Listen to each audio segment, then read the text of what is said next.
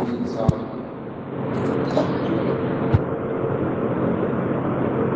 اور میرے عزیز بھائیوں، بزرگوں اور دوستوں،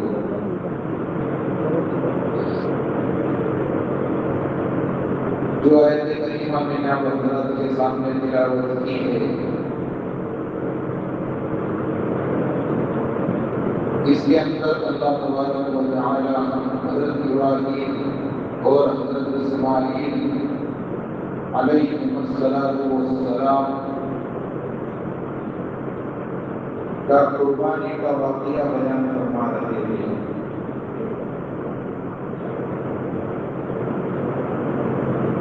گزشتہ ہفتے بھی آپ حضرات کے سامنے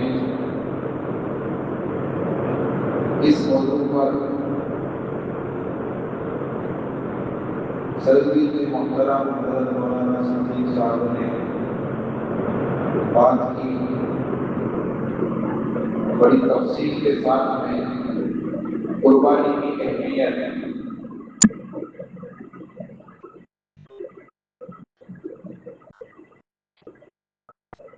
ابھی قربانی کے ایام چل رہے ہیں، قربانی کے لیے جانور خریدے جا رہے ہیں، اس کی تیاری چل رہی ہے، اور انشاءاللہ کل یا پرسوں ذوالحجہ کا چاند نظر آ جائے گا، اور یہ 10 ایام بڑی عظمت اور برکت اور رحمتوں والے ہیں، جن کی اللہ تبارک و تعالیٰ نے قرآن کریم کے اندر قسم کھائی ہے۔ وَالْفَجْرِ وَلَيَالٍ عَشْرٍ وَالشَّفْعِ وَالْوَتْرِ وَالْفَجْرِ وَلَيَالٍ عَشْرٍ وَالشَّفْعِ وَالْوَتْرِ۔ لیالٍ عشر سے مراد ذوالحجہ کے آتے ہیں، شروع کی 10 راتیں، اور اسی ذوالحجہ کے مہینے میں اللہ تبارک و تعالیٰ نے حج کا مبارک اور بابرکت فریضہ رکھا ہے، اور اسی ذوالحجہ کے اندر اللہ تبارک و تعالیٰ نے اہم حکم قربانی کا بھی رکھا ہے۔ تو اس ذوالحجہ کے اندر عبادت کی بڑی فضیلت ہے، خصوصاً 10 ایام کی، اس لیے عبادت کا بہت زیادہ اہتمام کرنا چاہیے۔ اور قربانی کیا ہے؟ حضرت صحابہ نے عرض کیا، ما هی الاضاحی یا رسول اللہ صلی اللہ علیہ وسلم، کہ اللہ کے محبوب صلی اللہ علیہ وسلم کی قربانی کیا ہے؟ اللہ کے محبوب صلی اللہ علیہ وسلم نے ارشاد فرمایا، سنت ابیکم ابراہیم، تمہارے ابا ابراہیم علیہ السلام کی سنت ہے۔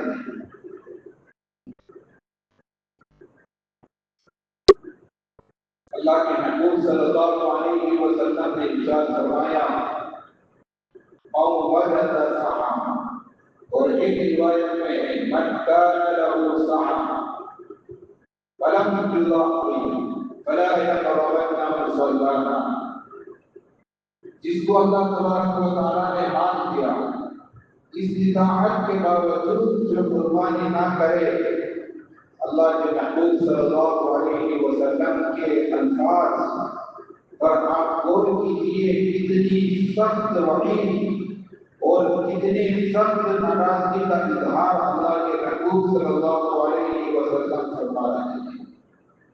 فَلَا يَقْرَبَنَّ مُصَلَّىٰ، وہ ہماری عیدگاہ کے قریب بھی نہ آئے، اس کا ہم سے کوئی تعلق نہیں۔ اتنا سخت الفاظ، کتنی سخت وعید اللہ کے محبوب صلی اللہ علیہ وسلم نے بیان فرمائی ہے۔ ایک طرف نماز کو ہم اٹھا کر دیکھیے تو قرآن کریم کے اندر جگہ جگہ پر اللہ حکم دے رہے ہیں اتل ما اوحی الیک من الکتاب واقم الصلاۃ ان الصلاۃ تنہی عن الفحشاء والمنکر۔ نماز قائم کرو، نماز بے حیائی کے کاموں سے، گناہ کے کاموں سے روک دیتی ہے۔ اقم الصلاۃ طرفی النہار وزلفا من الليل ان الحسنات یذہبن السیئات۔ نماز قائم کرو، نماز قائم کرو گے، نماز کا اہتمام کرو گے، گناہوں سے پاک صاف ہوگا۔ اللہ کے محبوب نے ارشاد فرمایا جو روزانہ کسی دریا پر غسل کرے، اپنے بدن کو دھوئے تو اس کے بدن پر کوئی میل کچھ باقی رہے گا؟ حضرات صحابہ نے کہا نہیں، اس کا بدن بالکل صاف ستھرا رہے گا۔ اللہ کے محبوب صلی اللہ علیہ وسلم نے ارشاد فرمایا یہی مثال نماز کی ہے۔ جو 5 وقت کی نماز کا اہتمام کرے گا وہ گناہوں سے بالکل پاک صاف ہوتا ہے۔ کہیں پر اللہ نے فرمایا فَوَيْلٌ لِّلْمُصَلِّينَ الَّذِينَ هُمْ عَنْ صَلَاتِهِمْ سَاهُونَ۔ ہلاکت ہو، بربادی ہو ان نمازیوں کے لیے جو نماز میں سستی کرتے ہیں۔ میرے بزرگوں نظر آئیے یہ بدعا کون دے رہا ہے؟ کوئی ولی نہیں دے رہا ہے، کوئی رسول، کوئی نبی نہیں دے رہا ہے، یہ بدعا عالم کائنات رب السماوات والارض اللہ رب العزت یہ بدعا دے رہے ہیں۔ جو نماز میں سستی کرتے ہیں ان کے لیے ہلاکت ہے، بربادی ہے۔ اب اس کے ہلاک ہونے میں، برباد ہونے میں کوئی شک نہیں کہ نماز کو چھوڑ کر، نماز میں سستی کر کے ہم کیسے کامیاب ہو سکتے ہیں؟ ما سلککم فی سقر قالوا لم نک من المصلین ولم نک نطعم المسکین۔ جنتی لوگ جہنمیوں سے پوچھیں گے تم جہنم میں کیسے چلے گئے؟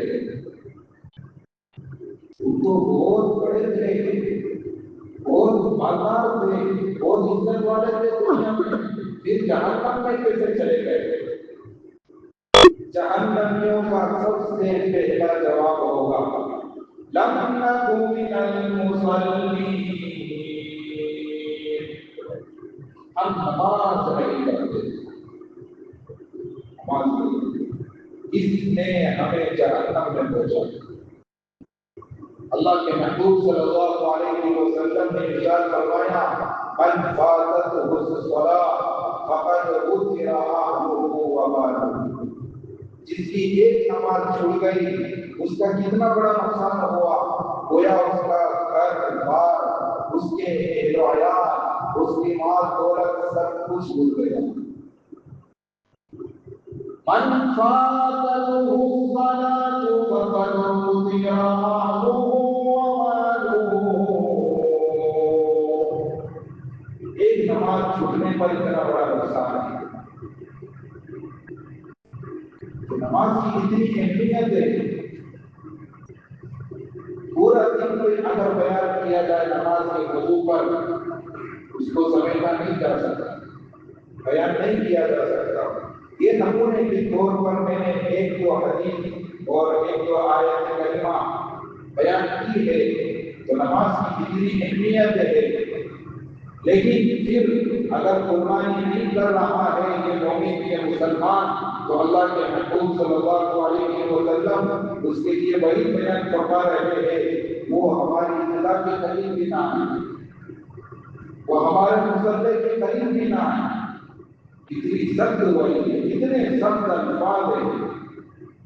اس لیے جس کو اللہ تبارک و تعالیٰ نے مال دیا ہے، جو صاحب نصاب ہے 52.5 تولا چاندی یا 7.5 تولہ سونا،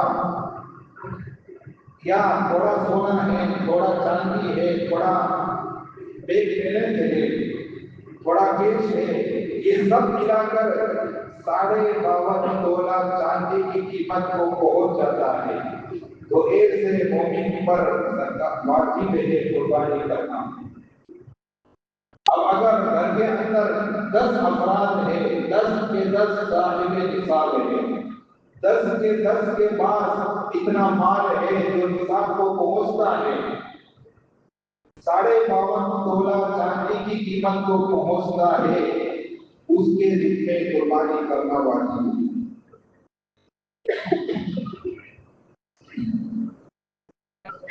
گھر کے ایک فرد کا قربانی کرنا کافی نہیں ہوگا، ایک ہی قربانی کرنے کی وجہ سے سب کے ذمے سے قربانی ثابت نہیں ہوگی۔ اگر سب صاحب نصاب ہے، سب کو قربانی کرنا واجب ہے، لیکن قربانی کے لیے بالغ ہونا چاہیے، نابالغ پر قربانی واجب نہیں، نابالغ بچے پر قربانی واجب نہیں، صاحب نصاب ہونا چاہیے، اسی طرح سے مقیم ہونا چاہیے۔ اگر کوئی مسافر ہے تو مسافر پر بھی قربانی واجب نہیں۔ تو گھر میں اگر جتنے لوگ صاحب نصاب ہے، سب کے ذمے قربانی کرنا واجب ہے، چاہے تو بکرا قربانی کرے، چاہے بڑے جانور کے اندر حصہ لے، اور اگر نہیں کریں گے اور زندوں کے اوپر قربانی واجب ہے، مردوں پر قربانی واجب نہیں ہے۔ بہت سے حضرات کیا کرتے ہیں کہ اپنے مرحوم کی طرف سے قربانی کرتے ہیں، خود صاحب نصاب ہے، اللہ نے اس کو مان دیا ہے، لیکن قربانی اپنے مرحوم والد کی طرف سے کر رہا ہے، مرحومہ والدہ کی طرف سے کر رہا ہے، تو اس سے اس کے ذمے سے قربانی ثابت نہیں ہوگی، اس کے ذمے قربانی واجب رہے گی۔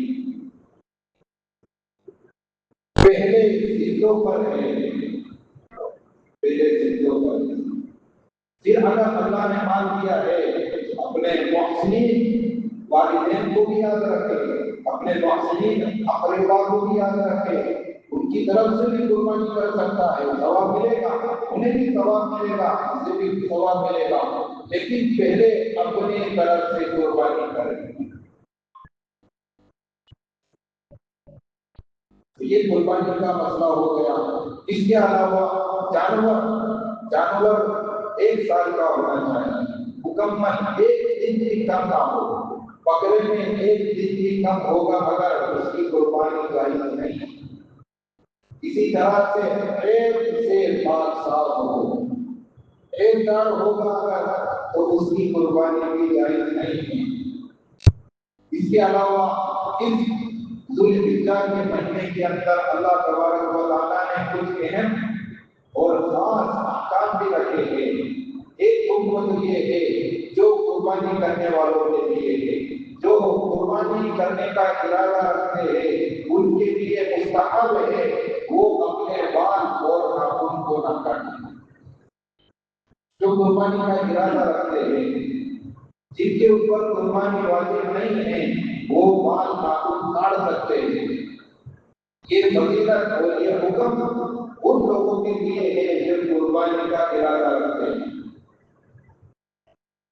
اس کے علاوہ دوسرا اہم اس مہینے کے اندر ذوالحجہ کے اندر یوم عرفہ کا روزہ ہے۔ یوم عرفہ کے روزے کی بھی بڑی فضیلت ہے۔ اللہ کے محبوب صلی اللہ علیہ وسلم نے ارشاد فرمایا، صوم یوم عرفہ تکفر السنة الماضیہ والباقیہ۔ یوم عرفہ کے ایک دن کا روزہ رکھنا 1 سال گزشتہ اور 1 سال آئندہ کے گناہ کو معاف کر دے گا۔ اللہ اکبر۔ ایک روزے کی فضیلت کا آپ اندازہ کریں، ایک روزے کی کتنی فضیلت، بہت مشکل ہے،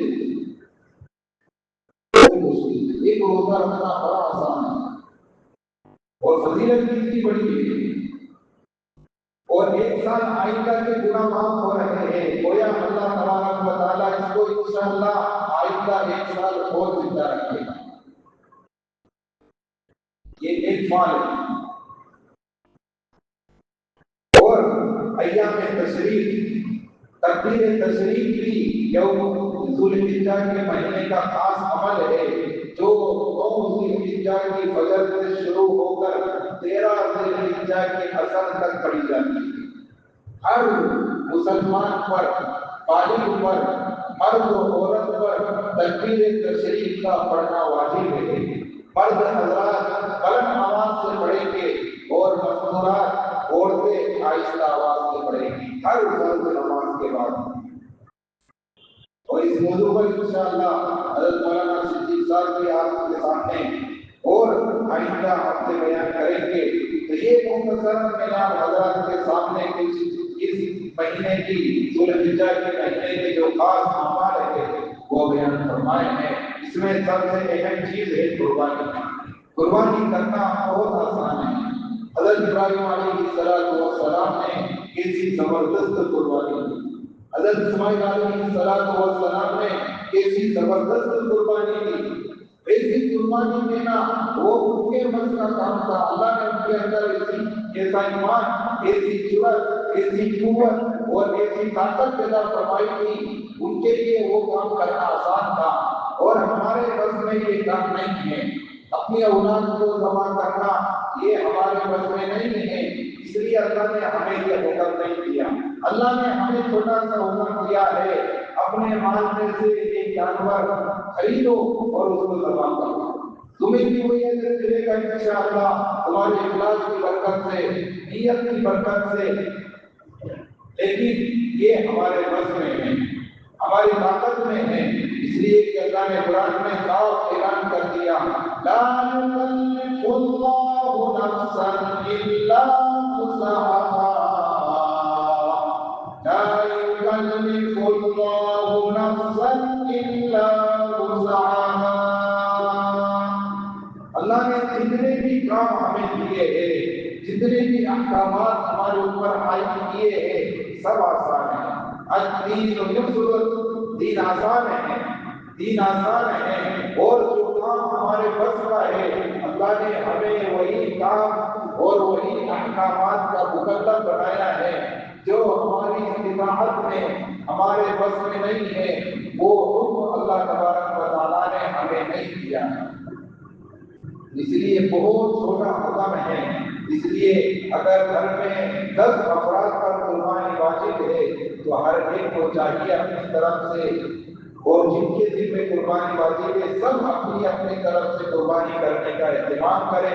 ایک بکرا سب کی طرف سے کافی نہیں ہوگا، اگر اتنی استطاعت نہیں ہے ایک بڑا جانور لے لے اور اس میں 7 حصے ہو جائیں گے، 7 گھر کے افراد کی مر جائیں گے۔ اللہ تبارک و تعالی ہم تمام کو احکام شرعیہ پر عمل کرنے کی توفیق نصیب فرمائے۔ اللہ تبارک و تعالی ہر حکم کو زندہ کرنے کی توفیق